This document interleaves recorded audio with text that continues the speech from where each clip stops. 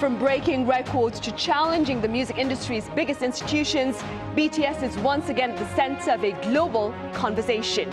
We tell you why.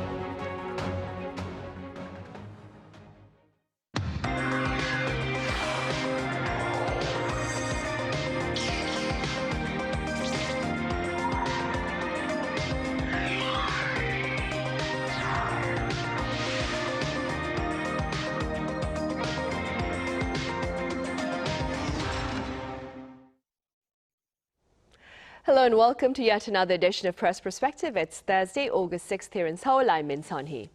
BTS's Grammy journey has been filled with milestones, but the group is now taking a stand against the awards show. We explore the events behind the boycott and its potential impact on the global music scene. For this, I have Hanna with French weekly La Tribune Dimanche here in the studio. Hanna, welcome back. Glad to be back. I also have independent journalist Kelly with us. Kelly, it's great to have you here. Hi, once again. Nice to be here.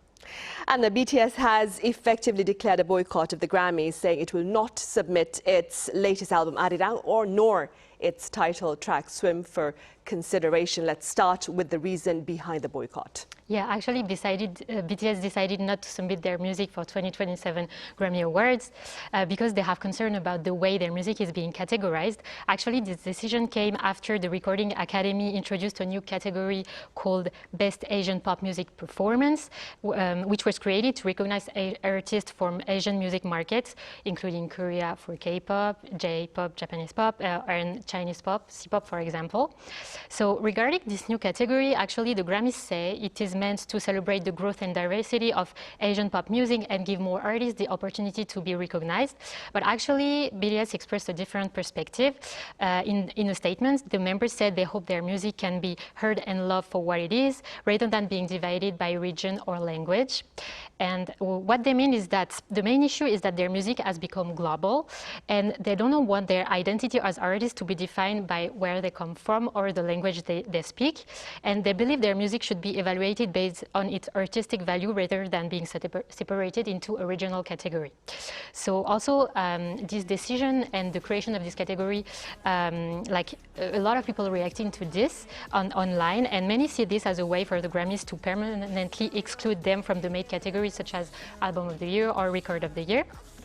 And also this decision is also significant because Arirang is actually their first album after completing their mandatory military service in South Korea. And this album marked a major comeback for the group and debuted as #1 on Billboard 200 charts in the United States with more than, it was 640,000 equivalent album units in its first week, showing once again their worldwide influence and the worldwide influence of K-pop in general. So, of course, BTS' decision is not about rejecting consideration for Asian pop music, but it is about how they think their music should be recognized. And for them, their music should be recognized as a music that can connect audiences all around the world, regardless of nationality or language. Right, indeed. So, Kelly, as Anna has just said, this new category, the Best Asian Pop Music Performance category, it's led to quite a bit of debate with regard to whether it's recognition or racism. What more can you tell us?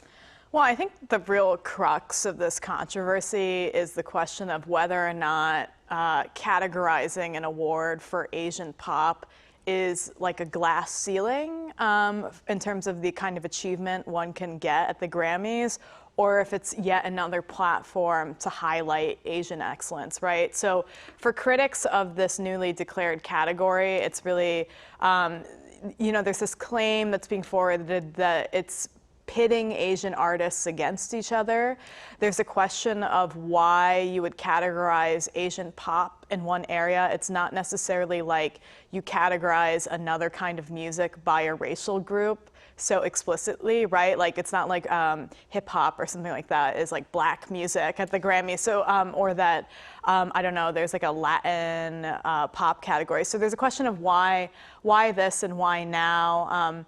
In the same year, basically, that Bad Bunny won Best Album of the Year for a Spanish language album, there's a question of why are we carving out a category for Asians? And I know that this is discussed as like a J-pop, C-pop, K-pop category, but let's be honest, it's really just about K-pop, right?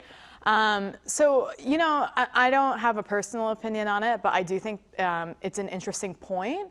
The head of the Grammys did issue an apology, and he kind of explained it as he was trying to put a spotlight on this particular category of music and give them an extra platform or more kudos, if you will.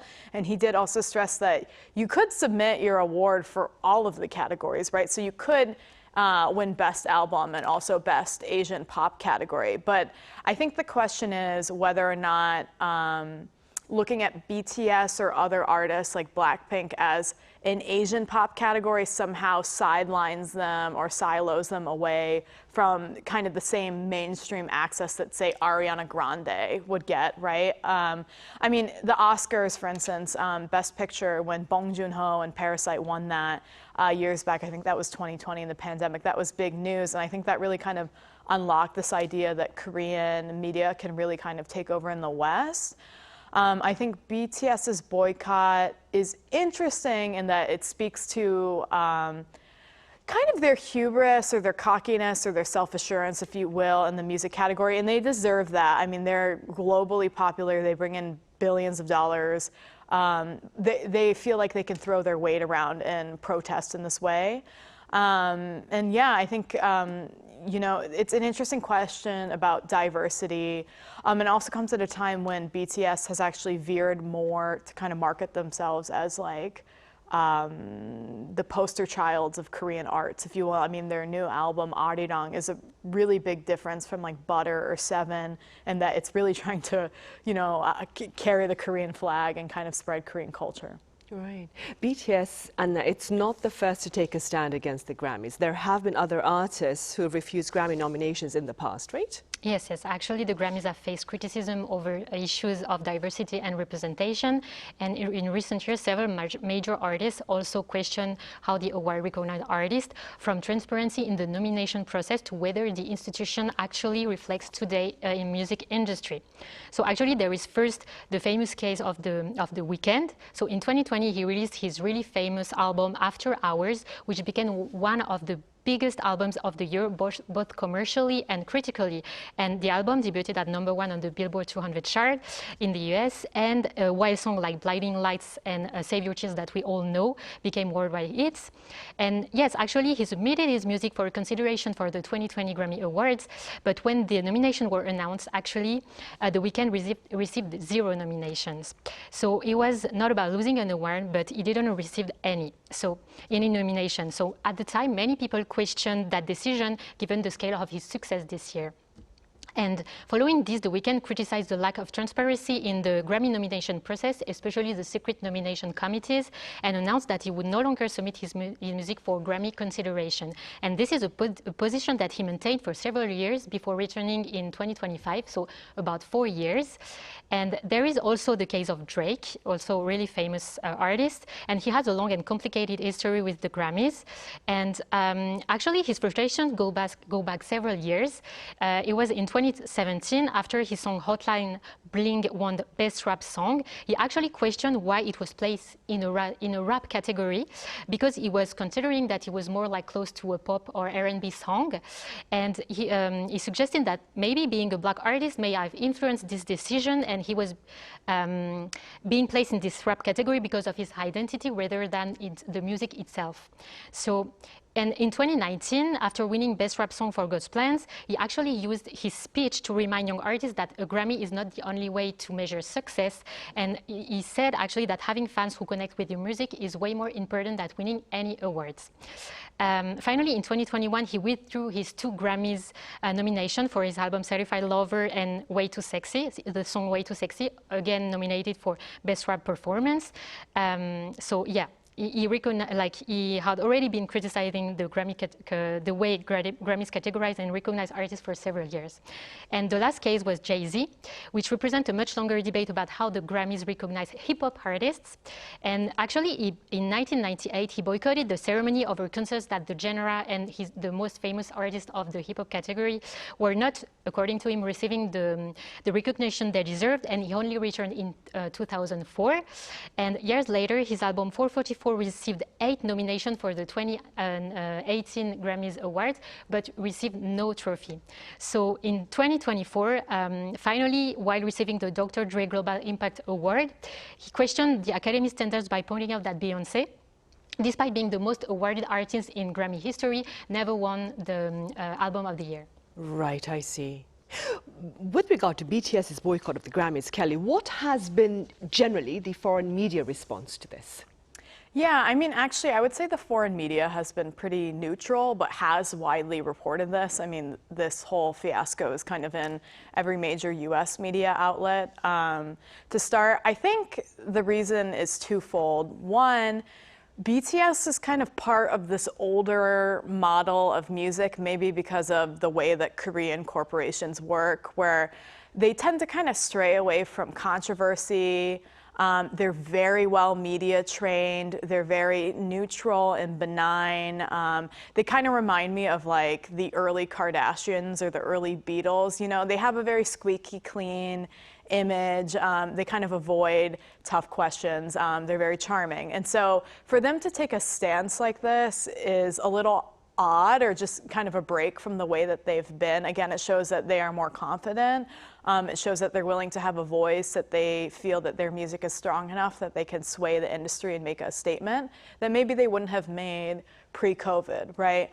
So I think that's one of the reasons. I think the other reasons is, I mean, to be honest with you, Western media tends to cover almost anything that has to do with identity politics, or kind of this very tightrope of celebrating diversity and kind of siloing ethnic groups off from kind of the kind of white mainstream media. And so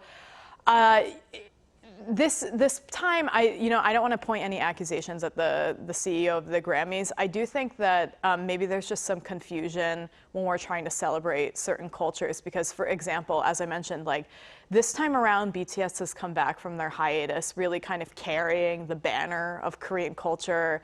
Their album's named Arirang. They're like, you know, showing Korean furniture in their music videos. They're kind of highlighting it in their fashion. They no longer need to appeal to kind of like the American sensibilities. They're really highlighting Korean culture. We see the actor Daniel Dae Kim teaching Korean drinking games on late night television. There's this feeling that like Korean culture is really spreading and getting a mainstream voice. And so on one hand, maybe the intention here was, let's highlight that. On the other hand, it's like, well, why do we have to point it out as Asian success? I did see an op-ed in Cosmo that I thought was interesting that basically made the argument that by creating this category of award in the Grammys, it's kind of like grouping a bunch of artists together that may not necessarily be together for any reason other than being Asian.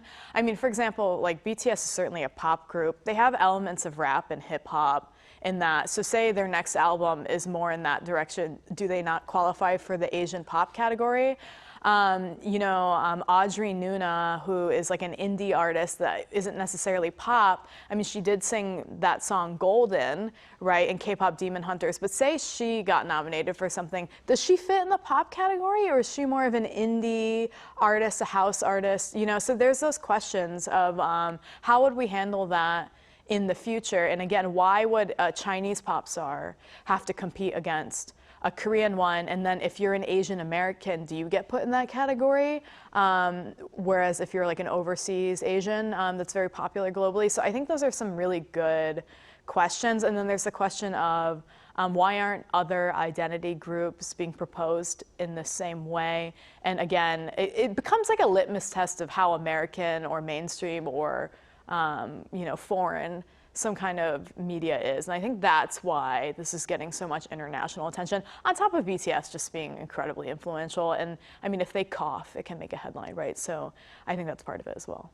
BTS members first appeared on the Grammy stage, Hanna, back in 2019 as presenters. Ever since then, there's been repeated speculation that they could win a Grammy, but they've yet to win one, right? Yeah, actually, that's correct. BTS first appears at the Grammy Awards in 2019 as presenters. And actually, at the time, it was already a major moment because they became one of the first K-pop groups to receive such recognition from the Recording Academy. So since then, their relationship with the Grammys has continued to grow. And in 2020, they joined the Old Town Road All-Stars performance. And at the time, they became the first K-pop group to perform on the Grammy stage. And a year later, in 2021, they made history as the first K-pop group nominated for a Grammy in a major category with the well-known song Dynamite, which received a nomination for Best Pop Duo Group Performance. And they received further nomination for Butter in 2022 and yet to come in 2023, but they have never won an award, actually.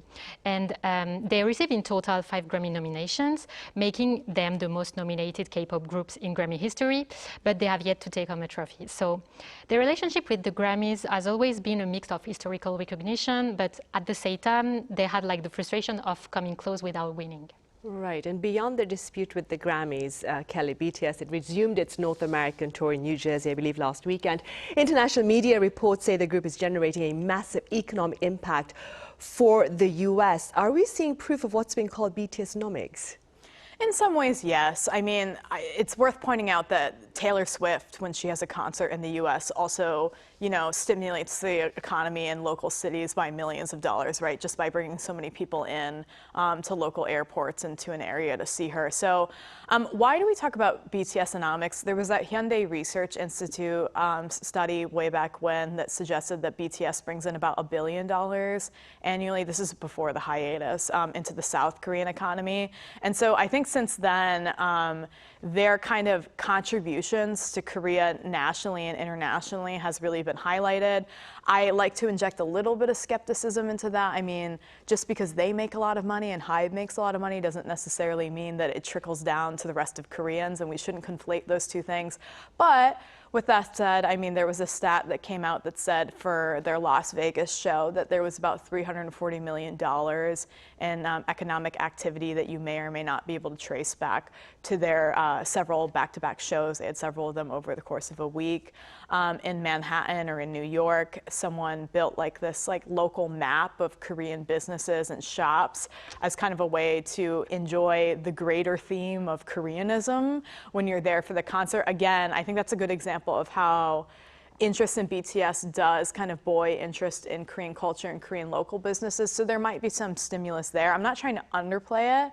I'm just trying to say that in one way, BTS has styled itself as an extension of Korean soft power. On the other hand, it's their corporation that is benefiting from this the most. It's not necessarily average South Koreans, but there's a lot of pride there. And certainly for any major act in a small city or even a larger city, it can bring a lot of money in because people are coming in, they're in a celebratory mood, they're eating at restaurants, and they want to buy keychains and t-shirts. Right, BTS fans do, of course. And speaking about BTS fans, Hanna, they've once again proven, apparently, the power of fandom. Could you tell us a bit more about this? Yes, absolutely. Actually, the BTS fan community, which is called the ARMY, have shown once again where they are considered as the most powerful and organized fan community in the world. So just hours after BTS announced their decision they would not submit Arirang to the Grammys, the fans launched a coordinated streaming campaign that sent the song Aliens from the album Arirang to #1 on the iTunes Top Songs chart in 78 countries, including the US, the UK, France, India, Brazil, Australia, for example. So what makes this particularly interesting is that Aliens wasn't chosen by chance, because actually the song, which is called Aliens, used the metaphor of seven outsiders to describe BTS experience as Korean artists navigating in the global music industry. So actually it reflects the feeling of being seen as different because of their identity and their background. So after the Grammy boycott announcement, many fans felt that the song perfectly captured the message BTS were trying to send. So at the same time, ARMY also launched the hashtag Art Has No Aliens, arguing that music shouldn't be divided by language or region. So, and some of the fans even called for a boycott of next year's Grammy broadcasts.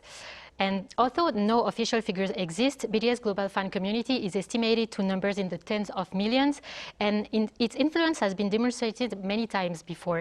So for example, in 2020, after BTS donating $1 million to Black Lives Matter, ARMY matched the donation in less than 24 hours through the Match a Million campaign. And that same year, what they did was that they joined TikTok users in reserving free tickets for Donald Trump's Tulsa rally without attending. And at the end, there was like so many less people attending to the 1900-seat arena, making headlines around the world. Right, I see. I believe we have time for just one more question. I'm going to jump to you, Kelly, right now. What do you suppose are the broader implications of BTS's boycott of the Grammys?